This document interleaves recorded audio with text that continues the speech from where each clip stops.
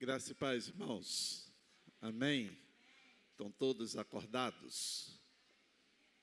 Dá um abraço em quem está do seu lado. Para abraçar, precisa ficar em pé. Senão fica meio abraço, não é?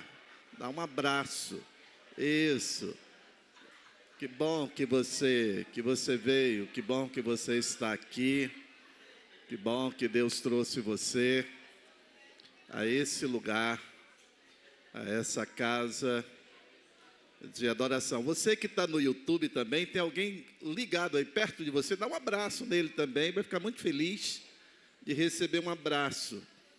Um abraço, tem uns abraços que são muito magrinhos, né? Dá um abraço de verdade. A gente está feliz, né? Porque Deus tem nos dado motivos para nos alegrar nele. Eu estava pensando, enquanto nós cantávamos, que Deus é bom, e Deus é bom em todo tempo, não é? E aí a gente repete que Deus é bom. Eu estava olhando ali a fisionomia do nosso irmão Batista. Ele está ali, ele esteve doente, mas escapou, né? Graças a Deus, né? Batista está ali.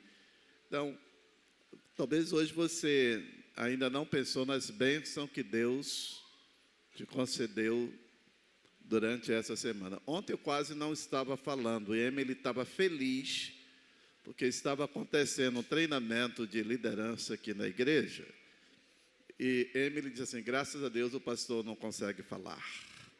Foi não, mas Deus é bom. Hoje eu já falei em Mossoró 2h30 e estou aqui vivo, tá certo? Eu quero louvar a Deus pela sua graça, sua bondade, sua fidelidade conosco. Eu queria só, antes de pregar, dizer aos irmãos, terça-feira próxima, terça-feira é o nosso culto de oração, mas eu quero convocar a igreja para uma assembleia extraordinária, para a gente eleger uma comissão de eleição da nova diretoria, porque a gente precisa dar andamento a algumas coisas. A comissão será eleita terça-feira e domingo de manhã. Eu vou casar Félix no sábado à noite, é isso mesmo? Sábado à tarde, final da tarde do sábado. Eu espero que Félix permaneça firme até sábado, e domingo às 10 da manhã eu já vou estar aqui para a eleição da diretoria, às 10 da manhã do domingo, certo?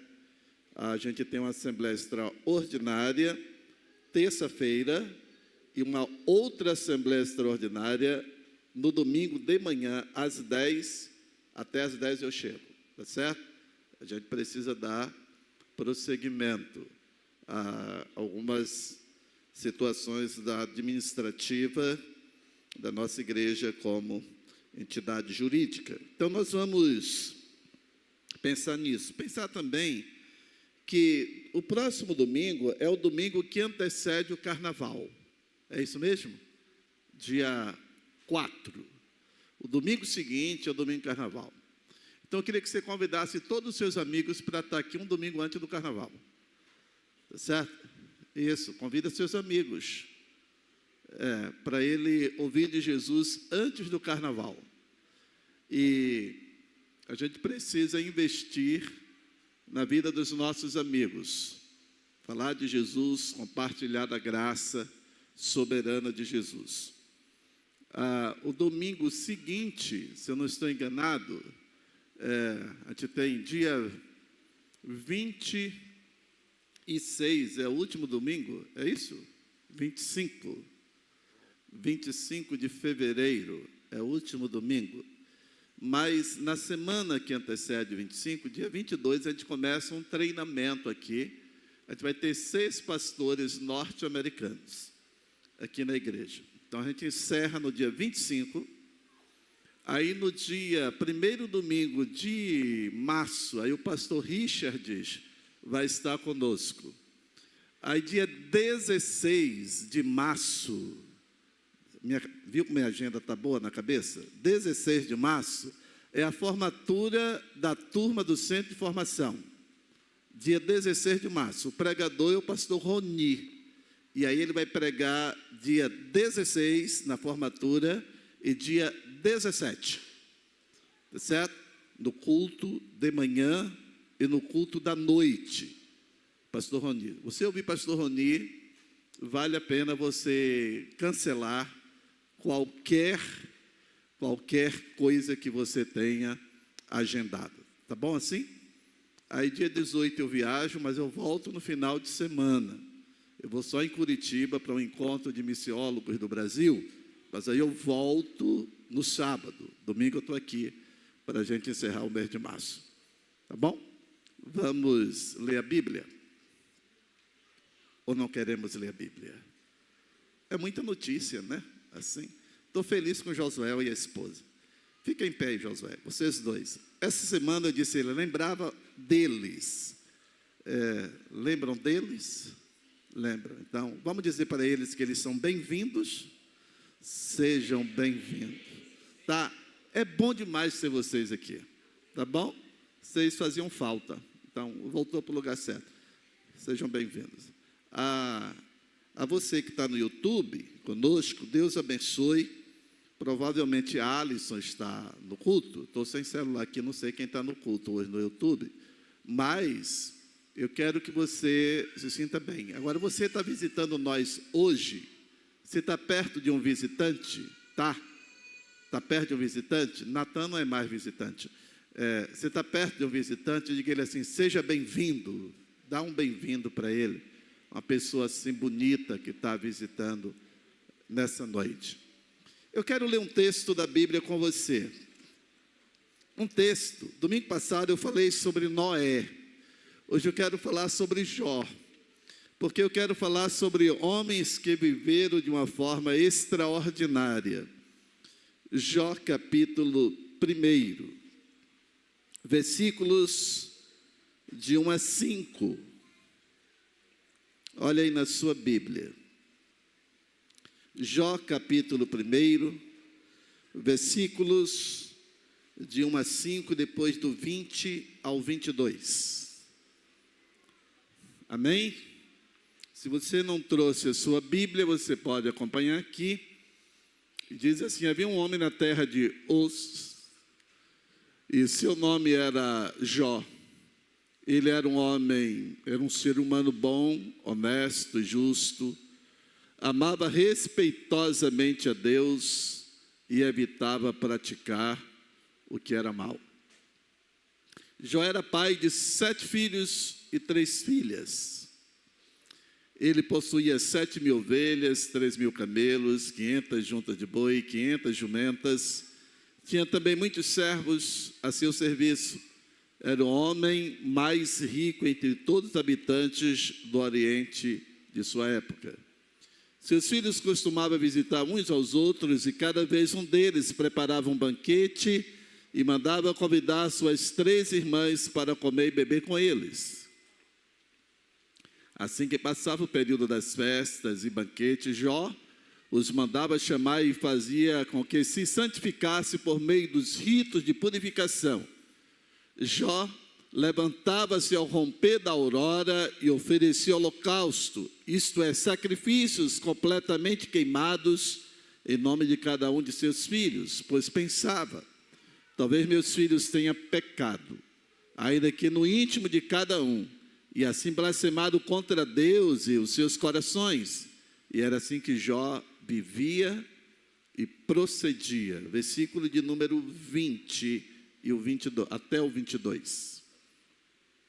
Ao ouvir tudo isso, Jó levantou-se, rasgou o manto que vestia e foi raspar a cabeça. Logo em seguida, ajoelhou-se, encostado o rosto no chão em sinal de humildade e adoração diante de Deus. E exclamou em oração, nu deixei o ventre de minha mãe e nu partirei da terra. Javé Deus, o Javé tomou, louvado seja o nome do Senhor. e em todas as suas atitudes, Jó não errou, nem pecou, e também jamais culpou a Deus por revés algum. Amém? Fiquei pensando nessa semana como é difícil viver de forma extraordinária. Geralmente nós pensamos em viver a vida ordinária, ou seja, a vida comum. É mais fácil. Semana passada, quando nós aprendemos com a vida de Noé, um homem que viveu de forma extraordinária a serviço de Deus, hoje nós estamos olhando para um outro homem. Nós estamos falando de homens normais, humanos, capazes de fazer qualquer coisa, mas que decidiram temer a Deus. Salomão diz que a sabedoria ou o temor ao Senhor é o princípio da sabedoria. Temer a Deus. O que nos impede de pecar ou de viver contrário à vontade de Deus é o temor a Ele. Nada mais. O que nos freia é o temor a Deus. Quando nós começamos a entender isso, a Bíblia nos apresenta um homem chamado Jó. Geralmente, quando pensamos em Jó, nós pensamos em alguém que sofreu muito. E outros dizem, fulano tem a paciência de Jó. Não é assim que a gente lembra? Sobre um homem paciente que passou por lutas, por crises, por adversidades, mas não desistiu de Deus. E Deus não desistiu dele. A gente observa como isso é interessante. A vida de Jó, demonstrada na sua pessoa, ele é uma pessoa que foi além do normal. Enquanto todos viviam de forma contínua, que nós podemos chamar de uma vida ordinária, Jó vivia acima da média. Talvez você é alguém que é criticado porque a sua posição, o seu caráter, o seu comprometimento com Deus e consigo mesmo é acima da média. As pessoas às vezes só querem ser o certo, só querem ser o santo, só querem ser o direito, só quer ser, não é, alguém diferente. Porque todo mundo faz, todo mundo diz, todo mundo vai. Mas Jó, ele não vivia dessa forma. Tem duas coisas interessantes no livro de Jó. A primeira coisa é o primeiro versículo, e diz que Jó, esse homem era um homem íntegro, reto, temia Deus e se desviava do mal. Olhe bem, quem era Jó? Um homem íntegro e reto, temia Deus e se desviava do mal. Vamos dizer junto? Íntegro, reto, temia Deus e se desviava do mal. É assim que a Bíblia apresenta Jó. Mas, quando Deus olha para Jó, Deus conversando com Lúcifer, o Satanás, olha o que Deus diz a respeito de Jó. Versículo 8 do primeiro capítulo, ele diz isso: indagou-lhe então Javé, observaste o meu servo Jó? Em toda a terra não há ninguém como ele, um ser humano íntegro e justo, que ama e teme a Deus e se desvia do mal. Quem fala isso é Deus, a respeito de Jó. Imaginemos o que será que Deus fala de nós diariamente. Você já pensou como é que Deus fala a nosso respeito, da nossa vida, Porque hoje nós somos, na verdade, as testemunhas de Deus, o reflexo da glória de Deus. Como é que Deus percebe a nossa vida no meio da sociedade corrompida e perversa, como diz o apóstolo Paulo? E Paulo diz que vivemos no meio de uma geração corrompida e perversa, mas devemos resplandecer como astros no mundo, expondo a palavra da vida. A vida de Jó, ela é apresentada por Deus. E a gente começa a entender que nossas atitudes, as nossas reações, bem como nossas palavras, temos a opção de fazer o que é ordinário, viver normal, fazer tudo o que é comum, ou viver de uma forma extraordinária. Qual o desafio para nós? O texto, ele nos traz algumas ideias muito interessantes. Como é que Jó consegue viver no seu tempo de uma forma extraordinária? Porque ele era também capaz de pecar. Ele era um homem normal e o pecado já existia com toda a força como existe nos nossos dias. A gente olha para o Gênesis e vê um irmão matando o outro. O pecado era algo comum, o pecado não era algo que era por acaso, não, o pecado já estava ligado à natureza humana, como está ligada à nossa natureza. Mas Jó resolveu temer a Deus. Deixa eu voltar a dizer para nós, o que nos impede de fazer coisas más é o temor a Deus. Isso mesmo. Se não for o temor a Deus, a te dar uma paulada em alguém quando está com raiva. Isso, se não for o temor a Deus, a gente xinga no trânsito. Se não for o temor a Deus, a gente faz coisas que absurdamente nos levará à cadeia, à prisão, por um crime hediondo.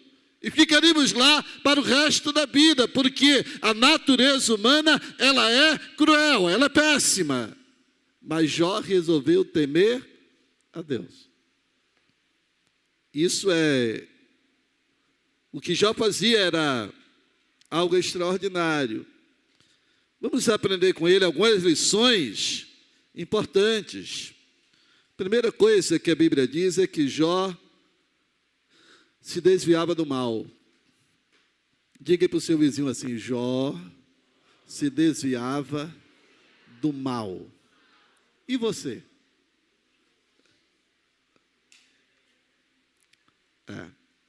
Às vezes a gente vai para perto do mal. Lá, a gente gosta. Tem umas coisas muito sutis, não é? A gente gosta de comer. Você gosta de comer? Comer é uma delícia. Certo? Comer é muito bom. Às vezes a gente já está com o bucho cheio, não é? Mas aí aparece aquela comida. Hein, Ivan? Hein? Oh, Senhor da glória, tem misericórdia, a gente diz. Aí a gente peca. Aí no outro dia a gente amanhece doente. Aí a gente diz assim: eu não sei o que aconteceu comigo, comi alguma coisa. Comeu tudo. Sobrou nada. Agora olha só, que a gente observa o seguinte, que Jó, ele se desviava do mal. Vamos pensar que a Bíblia diz que ele era um homem íntegro, reto, temia Deus. É o suficiente, não era não? Mas aí vem uma partezinha e diz: e se desviava do mal. Jesus, quando ensina a orar, ele ensina que nós também precisamos fugir do mal. Ele diz: e livra-nos do mal, porque o mal nos cerca todos os dias. A Bíblia diz: fugir da aparência do mal. O temor a Deus nos leva a fugir da aparência do mal. Senão nós vamos para perto. Porque o pecado é atrativo. O pecado atrai, o pecado chama atenção, o pecado faz com que as pessoas se sintam bem, felizes por um instante, por um momento. E aí a Bíblia diz aqui que Jó, ele se desviava do mal. A Bíblia diz que basta o mal de cada dia. Todos os dias nós enfrentamos desafios. Todos os dias. Você é íntegro, reto, temente a Deus, mas todos os dias o mal bate à sua porta. Todos os dias você é desafiado a permanecer firme em Deus. Todos os dias. Na vida cristã, irmã, funciona assim: o que você fez hoje não serve para amanhã. É igual maná no deserto, tá certo? O de hoje não serve para amanhã. Todos os dias você precisa buscar a Deus e se desviar do mal. Todos os dias. Jó era esse homem que ele buscava viver de uma forma extraordinária, mesmo sendo temente a Deus, um homem que buscava a Deus. E eu quero que a gente tire que diante do mal, nós precisamos, na verdade, de duas atitudes.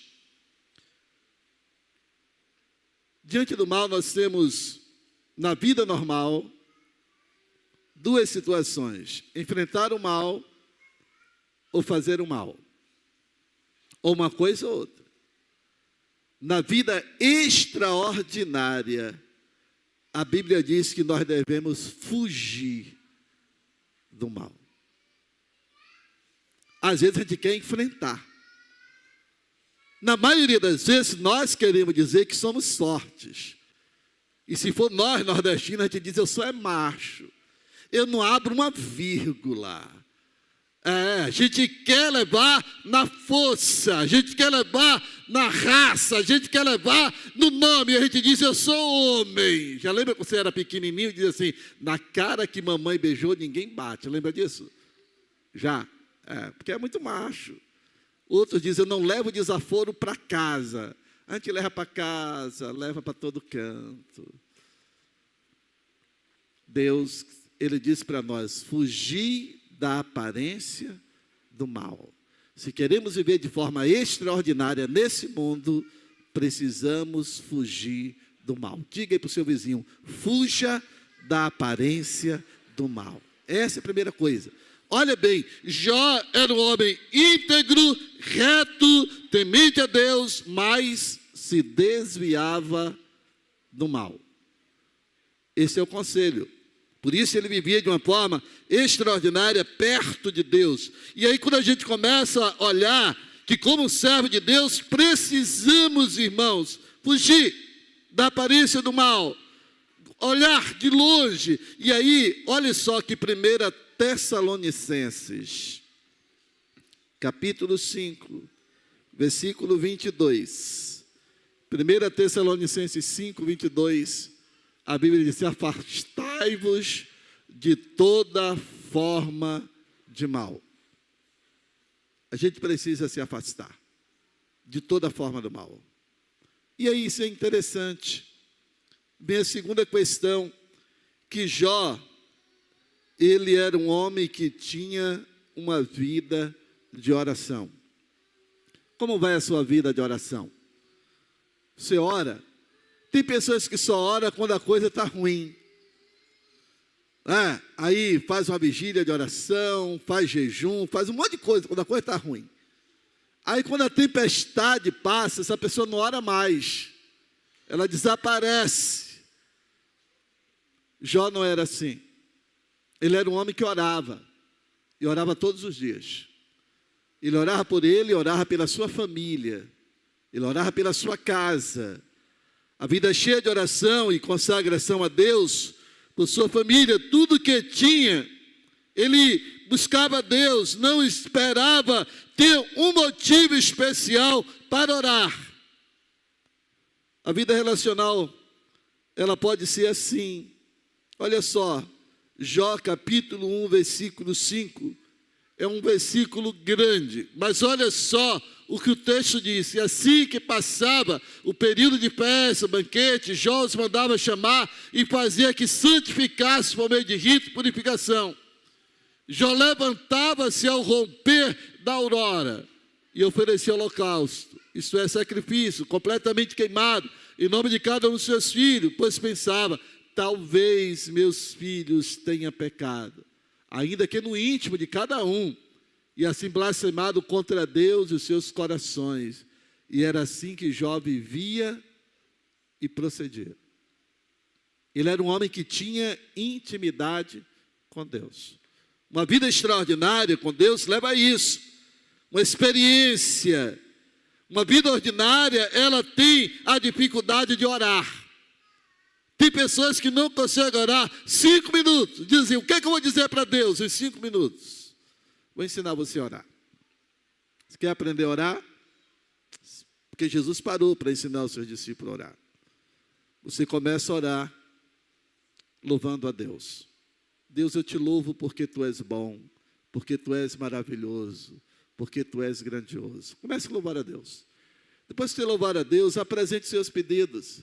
Aí você diz, Deus, abençoa Inês, está precisando de bênção, Senhor. Abençoa a vida de Marta, Senhor. Aí você vai orando pelo povo, que Deus vai trazendo à sua mente os problemas, as crises. Aí você diz, e agora, Jesus, o que é que eu vou orar? Aí você volta de novo, ó Deus, como tu és maravilhoso. Como tu tem abençoado a vida, né, do meu irmão, da minha irmã. Louvado seja Deus, glorificado é o teu nome. Aí sabe o que vai acontecer? Deus vai trazer mais pedidos à sua mente. Aí você volta a orar de novo. Aí você de novo apresenta, ó Deus, abençoa a Risoneide, aquela pousada dela, Deus. Põe a tua mão, traz cliente para ela, abençoa. Aí você vai orando. Aí parou, não tem mais. Aí você volta de novo a glorificar o nome de Jesus, a adorar o nome de Jesus, a honrar o nome de Jesus. Aí ele vai trazer mais pedido de oração à sua mente. Sabe quanto tempo você vai passar orando? 1 hora, 2 horas, 3 horas. Porque você aprendeu a orar. O grande problema é que as pessoas só querem dizer, Deus abençoa a minha vida, amém. Orar é relacionamento. Orar é um tempo de qualidade com Deus.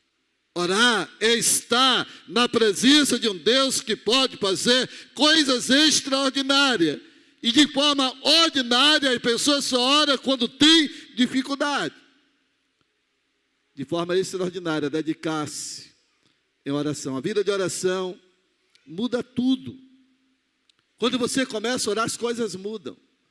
Quando você começa a orar, você vê os milagres acontecer na sua vida, na sua casa, na sua empresa. Você começa a ver Deus fazendo o que parece impossível acontecer. Porque é a mão de Deus que está agindo em seu favor. Orar é algo maravilhoso. Olha o que a Bíblia diz em 1 Tessalonicenses 5,17. Esse todo mundo sabe, até Marta sabe. Ela tem dificuldade de gravar os endereços. Orai constantemente. Talvez a sua tradução diz orai sem cessar. Vamos dizer juntos? Orai sem cessar. Orar sem cessar. Orar todo o tempo. Orar continuamente. Ter um foco para a vida. Uma das coisas que eu aprendi é orar andando na cidade. Eu estou andando na rua e estou dizendo, Deus abençoa essas pessoas. Eu passo por uma pessoa caída na calçada e digo, Deus, tenha misericórdia da vida dessa pessoa. Deus, ajuda essa pessoa. Você vai aprendendo a ter uma vida de oração. Orar é bom. Você está conectado com alguém que pode fazer. Por isso Jó, ele se torna um homem que ora por ele, pela sua casa, pelos seus filhos. Ele tem uma vida íntima com Deus.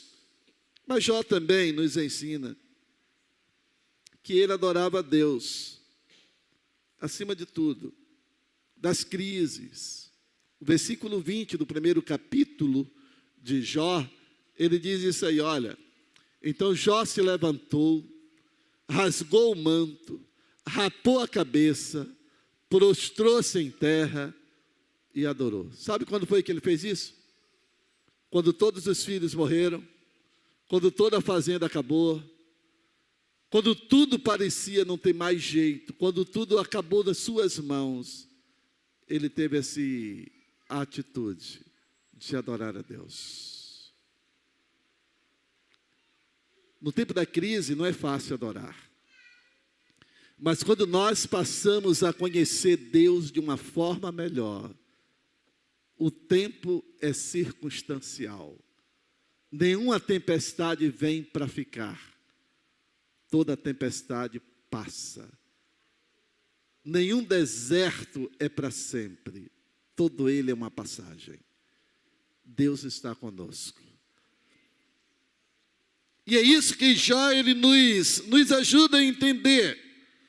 Que o versículo 20, depois de Satanás tocar em tudo quanto ele tinha, de acabar com a sua fazenda, os seus filhos, a sua família, e acabar com todos os seus recursos, ele para e ele lamenta a crise e diz: então Jó se levantou, rasgou o seu manto, rapou a cabeça, lançando-se em terra e adorou a Deus.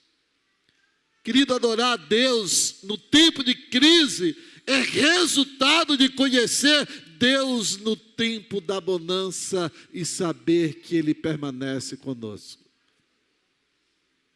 Mais tarde, Jó, ele diz o seguinte: mas eu sei que o meu Redentor vive.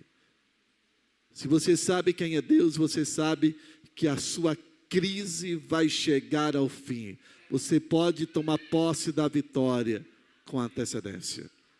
Jó adorou a Deus.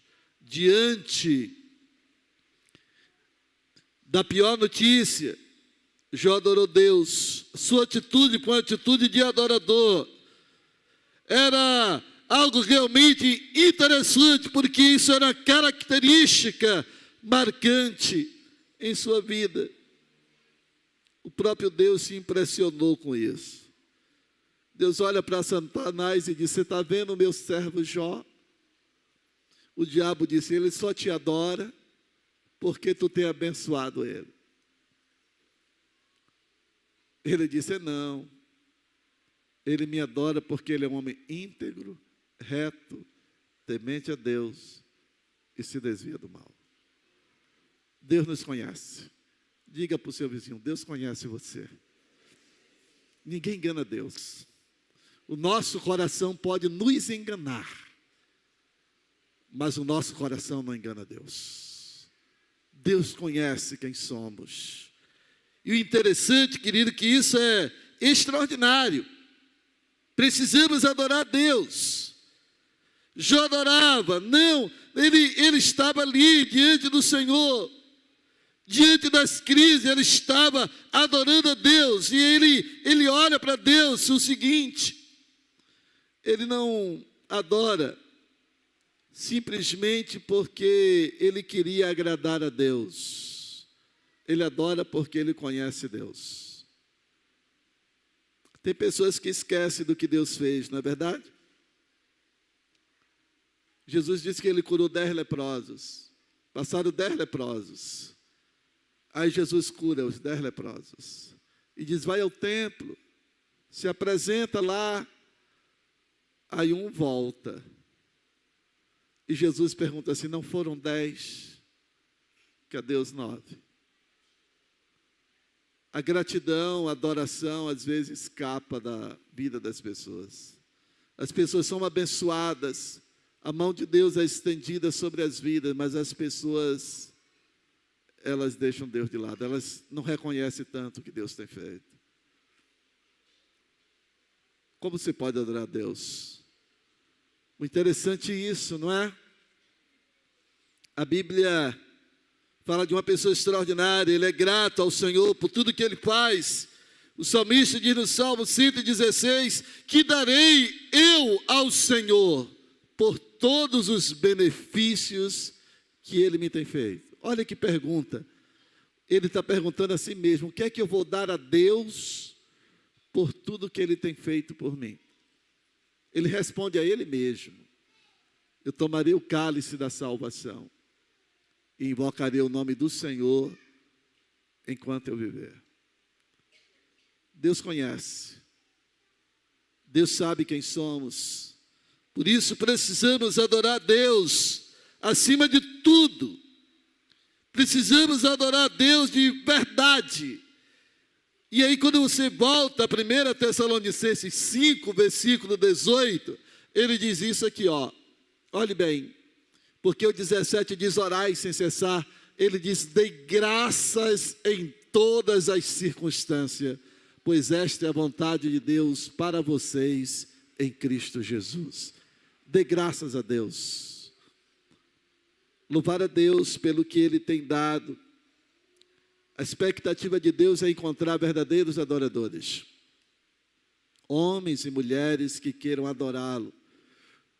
O Evangelho de João, capítulo 4, versículo 23, Jesus diz assim: Deus está à procura de verdadeiros adoradores. Porque Deus é Espírito e importa que os verdadeiros adoradores o adorem em espírito e em verdade. Deus está à procura de verdadeiros adoradores.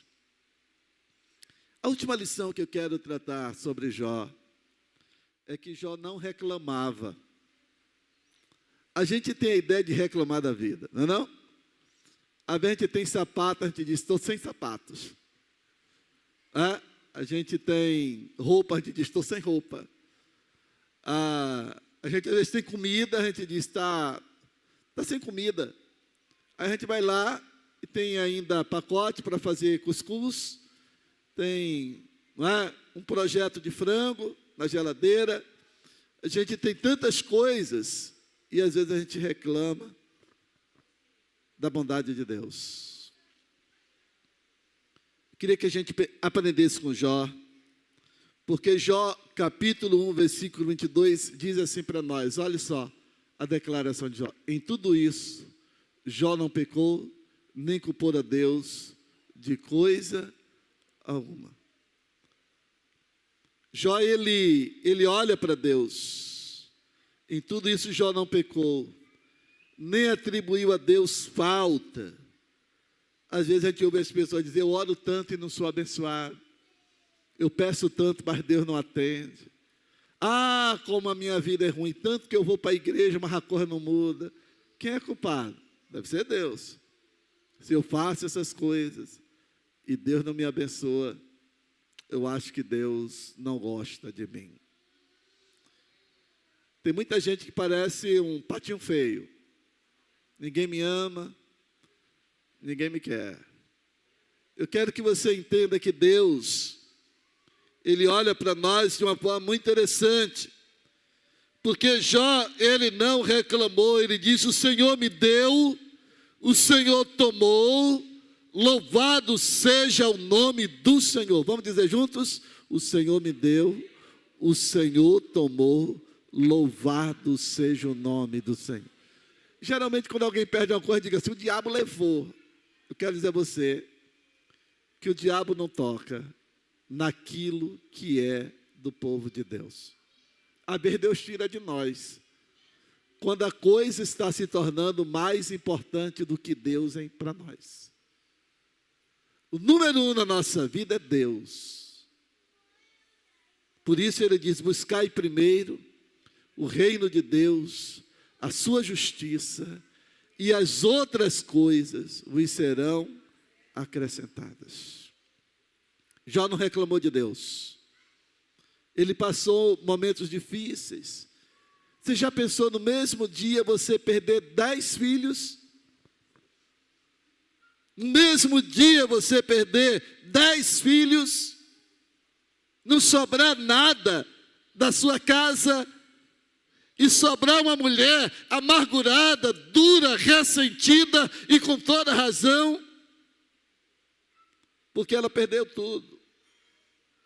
A gente disse que a mulher de Jó era louca, ela era louca por causa da crise que abateu sobre ela. Ela disse para ele, você é um homem temente a Deus, e Deus trouxe o mal sobre nós.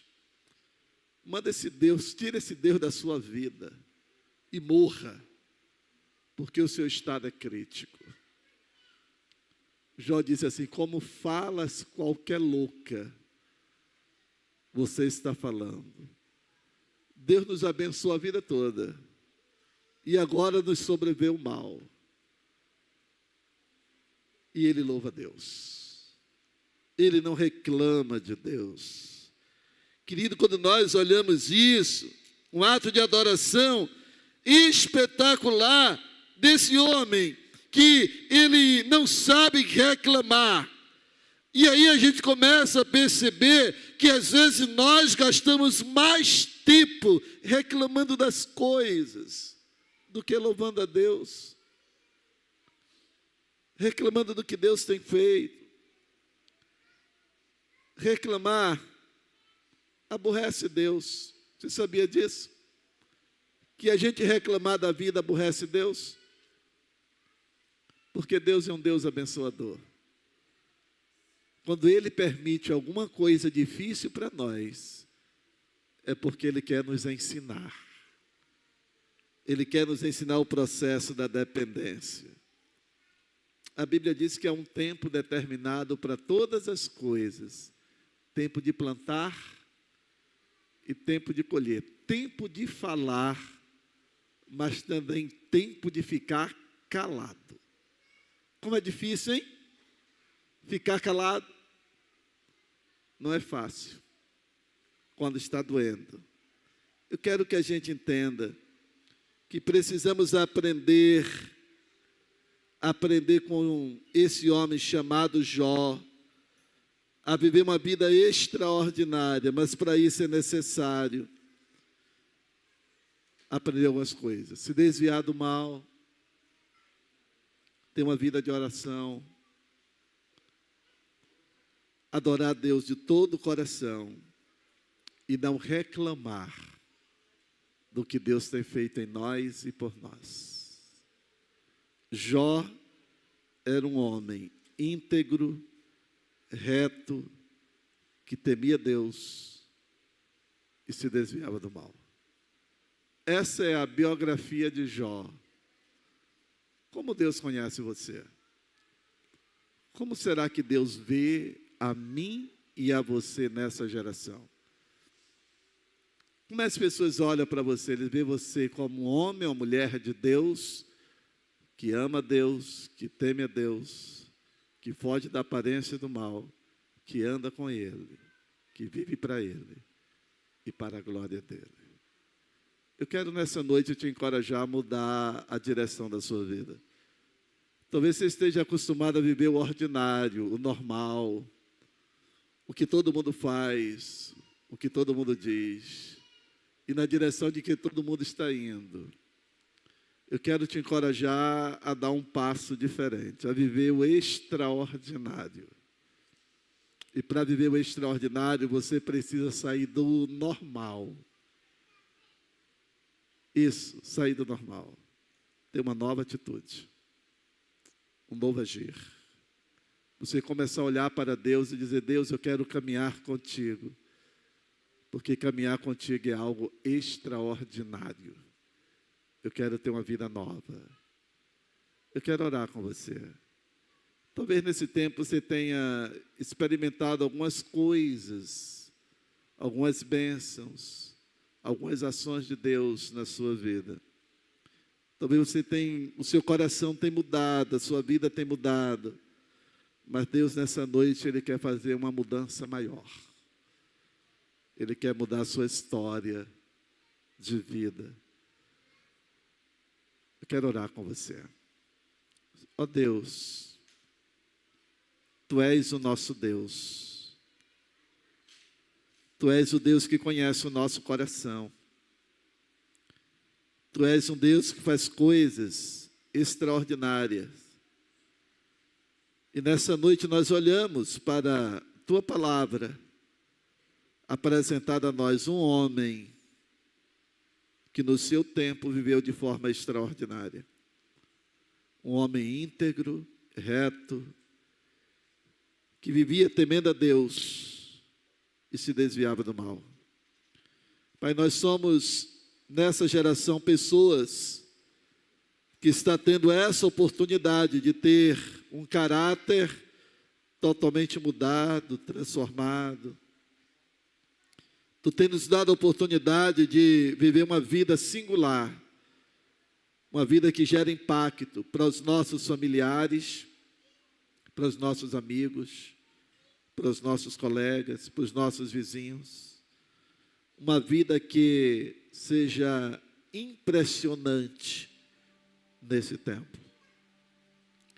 Tu está à procura de homens e mulheres que o Senhor possa usar, o Senhor possa agir, o Senhor possa fazer. Pai, nessa noite, todas as pessoas que estão aqui, que estão conosco através do YouTube, são pessoas que creem no Teu nome. Mas quem sabe, Pai, precisa de uma experiência maior contigo. Nessa noite eu peço que em nome de Jesus, os olhos espirituais sejam abertos para uma nova forma de viver, um novo estilo, que os ouvidos espirituais sejam abertos para ouvir a Tua voz e seguir a Tua vontade. Como lemos desde o início desse culto, que o Senhor é soberano, que o Senhor tem toda a autoridade nos céus e na terra, e queremos que essa autoridade seja sobre nós,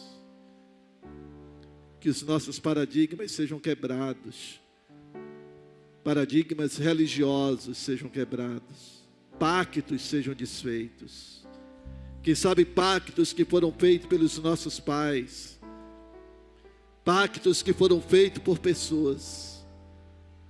Meu Deus, nessa noite, eu oro por libertação, eu oro por vida nova, atitude novas, uma visão nova de vida.